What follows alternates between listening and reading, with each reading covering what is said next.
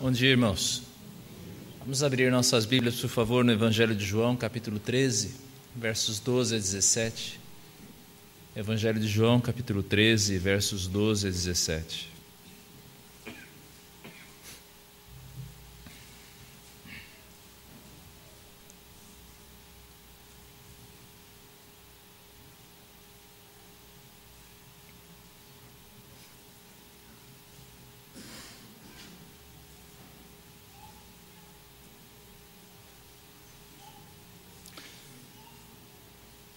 Depois de lhes ter lavado os pés, tomou as vestes e, voltando à mesa, perguntou-lhes: Compreendeis o que vos fiz? Vós me chamais o Mestre e o Senhor e dizeis bem, porque eu o sou. Ora, se eu, sendo o Senhor e o Mestre, vos lavei os pés, também vós deveis lavar os pés uns dos outros. Porque eu vos dei o exemplo para que, como eu vos fiz, façais vós também. Em verdade vos digo que o servo não é maior do que o seu Senhor, nem o enviado maior do que aquele que o enviou. Ora, se sabeis estas coisas, bem-aventurados sois se as praticardes. Palavra do Senhor Jesus até aqui. Irmãos, todos nós temos uma igreja de sonho na mente. Eu tenho absoluta certeza que você tem na sua cabeça e no seu coração a igreja que você gostaria que Betel fosse. Talvez Betel seja a igreja dos seus sonhos. Mas alguns de nós talvez pensemos numa igreja grande, uma mega igreja, 2.000, 3.000 membros. Talvez você pense numa igreja que tenha um louvor espetacular. Talvez você pense e deseje uma igreja que tenha um ensino sempre capaz, sempre edificante, com um pastor que tenha uma pregação comovente. Talvez o seu sonho de igreja seja uma igreja em que a evangelização seja praticada abundantemente. Todas essas coisas podem ser boas em si mesmas, mas elas são inúteis se elas não nascem de um coração voltado, de corações voltados uns para os outros em amor. Uns aos outros. Uns aos outros é uma fórmula bastante abundante no Novo Testamento, quando se fala de igreja. E hoje eu quero ir com vocês ao cerne, ao centro desta ideia, o conceito de serviço mútuo, o serviço modelado pelo próprio exemplo do Senhor Jesus. Aqui no capítulo 13, nós vemos o contexto da última ceia do Senhor com os seus discípulos. E nós vemos uma ênfase muito forte do Senhor Jesus aqui a respeito do amor. Aliás, amor que é um dos temas recorrentes do evangelista João, seja no seu evangelho, seja em suas cartas. O evento sobre o qual meditamos nesta manhã foi motivado por uma discussão entre os 12, quando ainda ali na mesa, conforme nos narra o evangelista Lucas, no seu capítulo 22, os discípulos questionavam quem era o maior dentre eles, quem era o mais querido, quem era o mais importante aos olhos do Senhor Jesus. E como que respondendo a esta pergunta, o Senhor Jesus traz uma ilustração tocante de natureza prática, o lava-pés. Lavar os pés, como muitos dos irmãos já devem ter ouvido em diversas mensagens, não era a tarefa do senhor da casa. Era o ato de um escravo. Diz o texto anteriormente, no capítulo 13, que Jesus ele se despe. Ele despe-se de parte de suas vestes para efetuar esta tarefa. O que nos lembra da descrição que Paulo faz do Senhor Jesus lá no 2º capítulo de Filipenses, quando ele diz que o Senhor a si mesmo se esvaziou, assumindo forma de servo. Tal como um servo, o Senhor se despe para a sua tarefa. Jesus esvaziou-se, irmãos, para a tarefa servil que lhe estava reservada em entregar-se por pecadores como eu e você. Este ato de lavar os pés na cultura judaica tinha uma dupla intenção. Primeiro, visava tanto a purificação espiritual quanto o conforto purificação cerimonial, como também o conforto. Quando se fala de purificação, nós podemos ver que o lava-pés tem a ver com como que um resumo da obra que Jesus iria realizar dali a algumas horas. Uma obra de purificação, de lavagem espiritual. Jesus nos purifica dos nossos pecados. E ele aponta para isto quando ele vai lavar os pés de Pedro, e Pedro diz: nunca me lavará os pés. E Jesus lhe responde: se eu te lavar, não tens parte comigo. Então Pedro lhe pediu, no seu estilo peculiar: Senhor, não somente os pés, mas também as mãos e a cabeça. Declarou então Jesus: quem já se banhou não necessita de lavar, senão os pés. Quanto ao mais, está tudo limpo. Ora, vós estáis limpos, mas não todos. Isto para mostrar que aquele que está em Cristo, o verdadeiro discípulo de Jesus, ele já está lavado dos seus pecados, mas é necessário lavar os pés, apontando aí para a necessidade contínua de santificação. O lava-pés, como eu disse, também tem a ver com conforto. Sim, porque eu e você também experimentamos com o Senhor Jesus paz, alegria, esperança. No texto em foco, dos versos 12 a 17, Jesus então vai explicar o que faz quando lava os pés dos seus discípulos. Diz o texto que Jesus então tomou as suas vestes e voltou ao seu lugar. É o servo, após cumprir a sua tarefa, reassumindo o seu lugar como Senhor. Ele oferece então aos seus discípulos e a nós a compreensão deste evento. Uma compreensão que, apesar de surpreendente, era tremendamente clara. E Pedro, sobre o qual falamos ainda agora, percebeu isto, ainda que a dimensão maior somente seria aprendida após a ressurreição. Pedro compreendeu quando disse: Senhor, tu me lavarás os pés? Mas ele vai entender isso de maneira perfeita depois do Senhor levantar dos mortos. E a pergunta para mim e para você hoje ainda é a mesma. Pesa ainda contra nós que temos a história completa. Os discípulos não sabiam o que ocorreria dali por diante, mas nós sabemos. Realmente nós compreendemos a grandiosidade daquilo que Jesus fez em nosso favor. Em sendo o Senhor dispor-se a nos servir, assumindo forma humana, despindo-se da sua majestade, tomando o nosso lugar para nos salvar. Você compreende a grandiosidade disso ao ler uma passagem como essa? De que o Senhor tenha lavado os pés, de que o Senhor tenha servido a mim e a você. E se nós de fato compreendemos, isto traz responsabilidade. Chamo a sua atenção para o verso 13 agora. Os discípulos têm uma percepção de quem Jesus era. Eles entendiam que Jesus era mestre, eles entendiam que Jesus era Senhor. Jesus foi o mestre. E como um mestre, ele ensinou como nenhum outro. Um ensino com autoridade, tal qual o povo, ao ouvi-lo, dizia: nós nunca ouvimos alguém ensinar desta maneira, nós nunca ouvimos alguém ensinar com esta autoridade.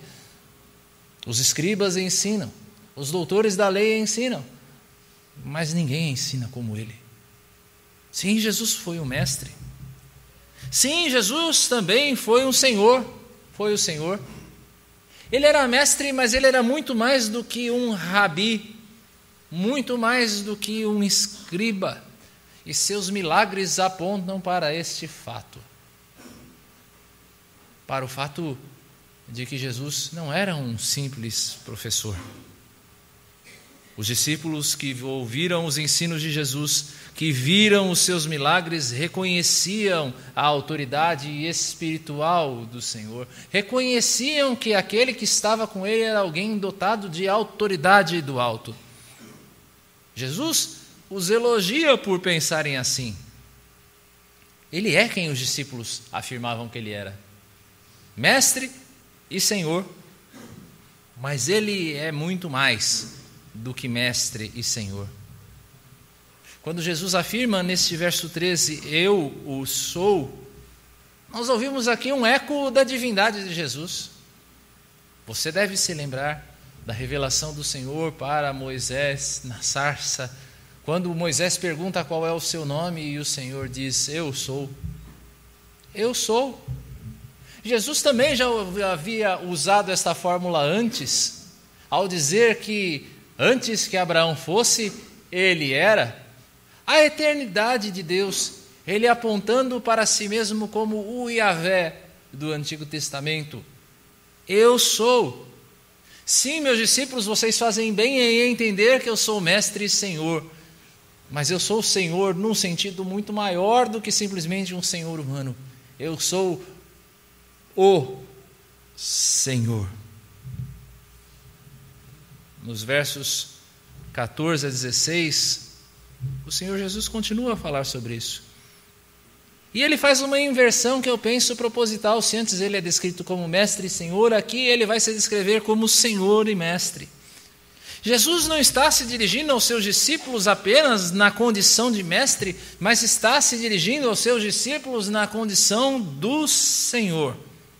O que Jesus fez e o que ele determinou, ele o faz com a autoridade divina. Ele o faz como Deus.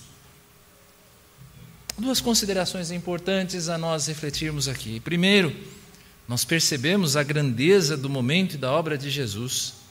É o Deus soberano quem está lavando os pés dos discípulos. Veja que coisa impressionante. Não apenas um mestre. Se ele fosse apenas um mestre lavando os pés dos seus discípulos, isso já seria algo surpreendente. Mas aqui nós estamos falando do Deus criador dos céus e da terra, aquele que foi o agente de Deus na criação, por meio de quem todas as coisas foram criadas, aquele a quem foi dada toda a autoridade nos céus, na terra e debaixo da terra. É Ele quem está lavando os pés dos discípulos. Essa passagem, meus irmãos, sempre me comove ao lembrar desse fato. Como é possível? Como é possível que Jesus lava os pés de Pedro? Como é possível aquele que iria negá-lo horas depois? Como é possível que Jesus vai lavar os pés daqueles outros homens, de cada um dos seus discípulos, homens que o abandonariam dali a poucas horas? Todos fugiriam, mas ele ainda assim lava. Como é possível que Jesus tenha me lavado? Quem sou eu para que o Senhor se importasse comigo? É o Criador quem resolve nos servir, entregando-se em nosso lugar. E se eu e você cremos nisso, que era o Salvador ali, lavando os pés de seus discípulos, nós poderíamos ousar negar aquilo que Ele nos ordena? Se Deus, sendo Deus, ofereceu-se em nosso lugar para nos servir, negaríamos nós o serviço que é devido a Ele? Uma igreja servidora, meus irmãos, nasce ao ver no seu Senhor o supremo exemplo de serviço. E qual é o mandamento que esse Senhor ordena à igreja? Fazer o mesmo que Ele fez. Fazer o mesmo que Ele fez. Não no sentido de salvar. Quem é aqui que pode dar a vida no lugar do seu irmão? Nós somos pecadores. Era necessário um Salvador que fosse perfeitamente santo, perfeitamente divino, para oferecer-se no meu e no seu lugar, e por isso a encarnação do Senhor Jesus. Eu e você não podemos nos oferecer em troca da vida espiritual, da vida eterna de ninguém.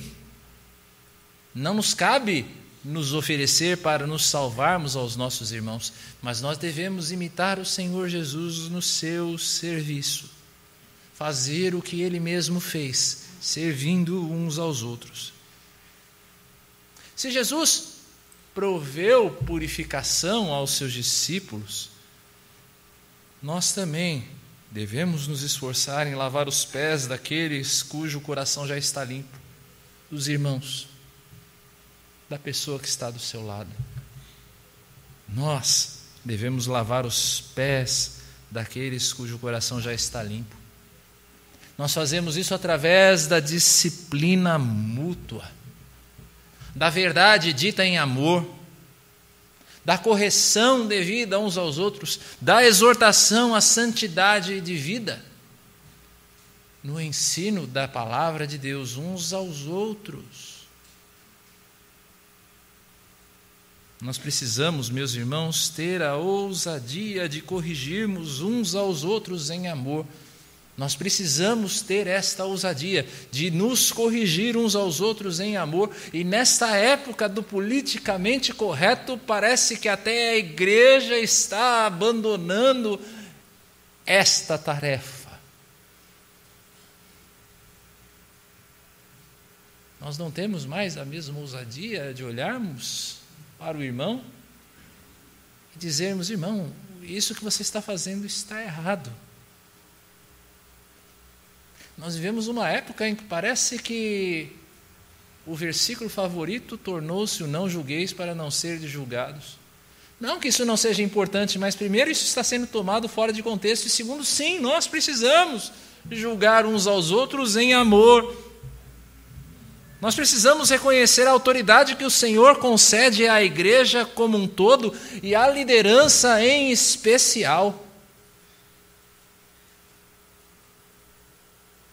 Que nunca se ouça aqui dentro da igreja Betel, da congregação Antioquia, que jamais se ouça a palavra de alguém dizendo: quem é esse presbítero para me corrigir? Quem é este diácono para dar uma bronca no meu filho, para segurar o meu filho? Que nunca se ouça isso no nosso meio, irmãos, porque Deus é quem concede autoridade à igreja. Deus é quem concede autoridade uns aos outros para nós nos corrigirmos. Quem sou eu para corrigir o Roberto? Eu sou o irmão dele. Eu não sou apenas um pastor, eu sou irmão do Roberto. E como alguém alcançado pelo Espírito de Deus, é meu dever corrigi-lo em amor, como irmão que eu sou. Nós precisamos ver o juízo mútuo como um exercício de amor e de cuidado. Purificação. Nós também devemos fazer o que o Senhor Jesus fez, provendo conforto. Buscar promover a paz, buscar promover o bem uns dos outros. É sermos um canal de bênçãos, irmãos. É que a graça que nós recebemos, a misericórdia de Deus que nós recebemos, nós transmitirmos essa graça e essa misericórdia também a outros. É o exercício de outra virtude que parece tem sido abandonada nos últimos tempos no meio da igreja, o exercício da generosidade, o exercício da hospitalidade. É o nosso dever em animar, em consolar, em chorar com aqueles que choram. É o nosso dever de nos alegrarmos com aqueles que se alegram. É termos todas as coisas em comum, e ter todas as coisas em comum não são apenas as nossas propriedades, mas também as nossas tristezas, também em comum. É sermos cada um de nós agentes de esperança para aqueles que estão sem esperança. Sermos agentes de esperança para aqueles que estão sem esperança. Irmãos, o compromisso da igreja que serve, da igreja servidora no serviço uns aos outros, é um compromisso em transmitirmos mutuamente a esperança que nasce da fé. Mas, tão importante quanto aquilo que nós fazemos é como nós fazemos. É a atitude do coração. É importante nós dizermos isto porque é possível sim você lavar os pés como um ato externo, mas ainda termos dentro de nós um coração que é cheio de arrogância espiritual, que cumpre o seu serviço como um favor ao outro e não como um privilégio dado por Cristo. Formalismo. Eu faço por obrigação, eu não faço com coração voluntário. Um coração que ama e por isso eu quero servir os meus irmãos. Chegou a tão temida época na igreja, quando chega o mês de novembro e dezembro, nós temos a tão temida época das indicações. É a época do conselho suar frio. Quem é que nós vamos indicar para esta ou aquela posição? Que nesse ano o Conselho da Igreja Betel encontre corações voluntários. Voluntários. Gente que esteja disposta a servir ao Senhor nas diversas funções desta igreja, nos diversos ministérios dessa igreja, sem a necessidade de tantos rogos. Corações voluntários, sabendo que se nós servimos como um privilégio dado por Cristo.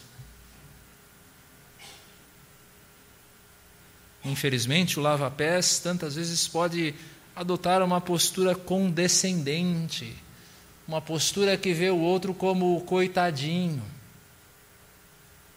como se o outro fosse inferior por causa do meu serviço. O outro não é um coitadinho, o outro é meu irmão. É alguém que precisa de mim da mesma maneira como eu preciso dele, e nós dois precisamos de Jesus. Chamo sua atenção para o verso 16 agora. Jesus vai dizer: em verdade vos digo, a fórmula que Jesus usa quando ele vai fazer uma declaração solene, uma declaração a ser lembrada, praticada de maneira especial. O Senhor diz: o servo não é maior do que o seu Senhor. Servo, aqui nesse contexto, originalmente é um escravo, alguém que foi comprado por preço, alguém que serve segundo o dever, alguém que serve não necessariamente por vontade. Eu e você, irmãos, somos assim em Cristo, nós fomos comprados por Ele pelo preço do seu sangue, e por isso nós pertencemos a Ele, para que Ele faça de nós aquilo que Ele quiser. Não que o nosso coração não seja voluntário, não tenha de ser voluntário, mas nós fazemos aquilo que o Senhor manda, porque nós não pertencemos a nós mesmos. Você não pertence a você mesmo, o seu tempo não pertence a você mesmo, os seus recursos não pertencem a você mesmo, eles pertencem ao Senhor. O enviado não é maior que aquele que o enviou. Enviado, do original, o apóstolo, aquele que é despachado com uma missão, o embaixador. O embaixador não é maior do que aquele que o enviou. O argumento de Jesus aqui é simples, é um argumento claro. Seríamos nós, os servos, os enviados do Senhor, maiores que Ele mesmo? E se Jesus, sendo quem é, não veio para ser servido, mas para servir e dar a sua vida em resgate por muitos, será que eu e você podemos servir de maneira arrogante?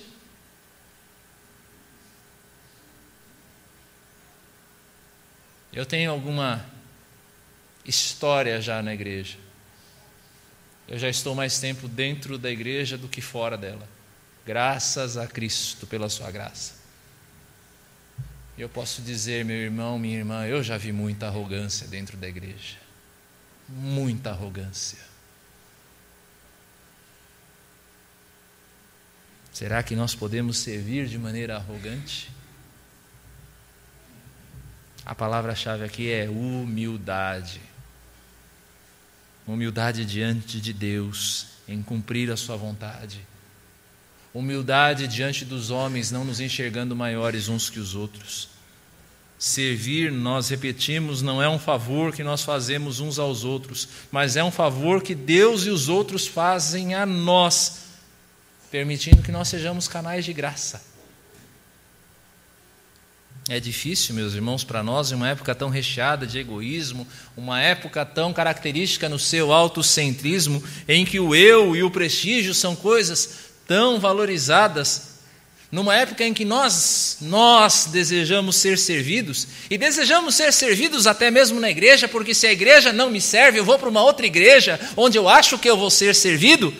É tão difícil nessa época nós compreendermos a grandeza, o prazer, a bênção que nascem do servir.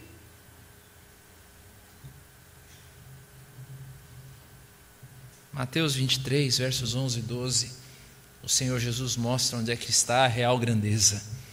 Ele diz: mas o maior dentre vós será vosso servo. O maior dentre vós será o vosso servo. Quem a si mesmo se exaltar será humilhado, e quem a si mesmo se humilhar será exaltado. E eu repito o início deste texto: o maior dentre vós será o vosso servo. O maior dentre vós, igreja Betel, será o vosso servo. O maior dentre vós, irmãos da congregação Antioquia que estão aqui hoje, será o vosso servo. Será o vosso servo. Serviço. Serviço. A igreja servidora desenvolve o seu ministério com um coração humilde, com um coração altruísta, um coração que atenta para a necessidade das pessoas que a compõem. Uma igreja assim aprende que a verdadeira felicidade está no servir. Verso 17 agora. Jesus vai falar a respeito do saber e do praticar. Sim, porque quem sabe, mas sabe de verdade, faz. Até o Faustão repete isso, né? Quem sabe, faz. Ao vivo. Quem sabe, faz. O conhecimento, meus irmãos, deve levar à ação, senão ele não é um verdadeiro conhecimento. Conhecimento que não leva à ação não é verdadeiro conhecimento. Por que é feliz aquele que serve aos seus irmãos? É feliz porque está obedecendo ao supremo mandamento: amar a Deus e ao próximo como a ti mesmo. É feliz porque na união do corpo, como nós lemos na liturgia, Deus derrama a sua bênção. Onde existe união, existe bênção. É feliz porque nós nos tornamos uma janela para um mundo que conhece a noção de fraternidade. Sim, porque as pessoas de fora sabem o que é fraternidade e que espera ver dentro da igreja, aqui, em nós, a mais alta concretização desse ideal sublime de Deus, de fraternidade. As pessoas, elas desejam olhar para nós e ver em nós o modelo de fraternidade que elas gostariam de ver em todo o mundo. Ou nós não somos conhecidos pelo amor? Nós somos conhecidos como cristãos quando nós amamos. Não é quando a gente coloca uma cruz lá fora.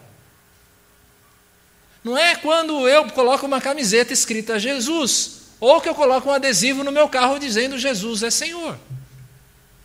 Nós nos tornamos conhecidos como cristãos quando nós amamos. E quando nós amamos na prática. Nós não percebemos, meus irmãos, o quanto a nossa desunião, nós não percebemos o quanto os nossos rancores, nós não percebemos o quanto a nossa indiferença roubam a vitalidade e o poder da igreja. Você olha para o seu irmão com rancor, você olha para o seu irmão sem perdão, você olha para o seu irmão com mágoa e você pensa, bom, isso é uma noção particular, é um probleminha particular entre eu e ele. E você não percebe que isso na verdade não tem nada de particular, que através disso você está roubando a vitalidade da igreja. Quando você não deseja perdoar, você está roubando a vitalidade da igreja. Eu garanto a você que o fraco crescimento da igreja, seja quantitativa, seja qualitativamente, está menos ligado às coisas que nós fazemos e muito mais ligado a quem nós somos.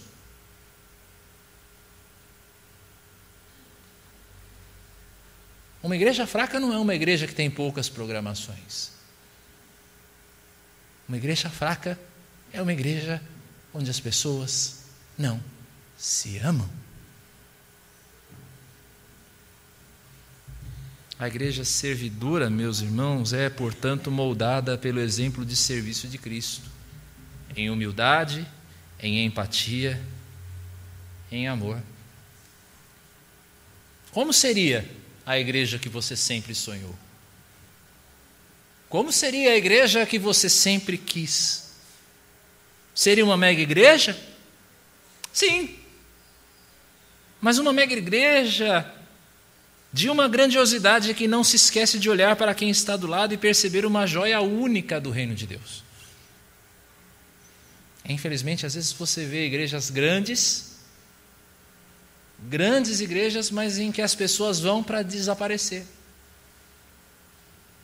Eu conheço uma igreja aqui em São Paulo, não por culpa de sua liderança, mas por mentalidade de algumas pessoas que saem das nossas igrejas e vão até ela porque querem desaparecer.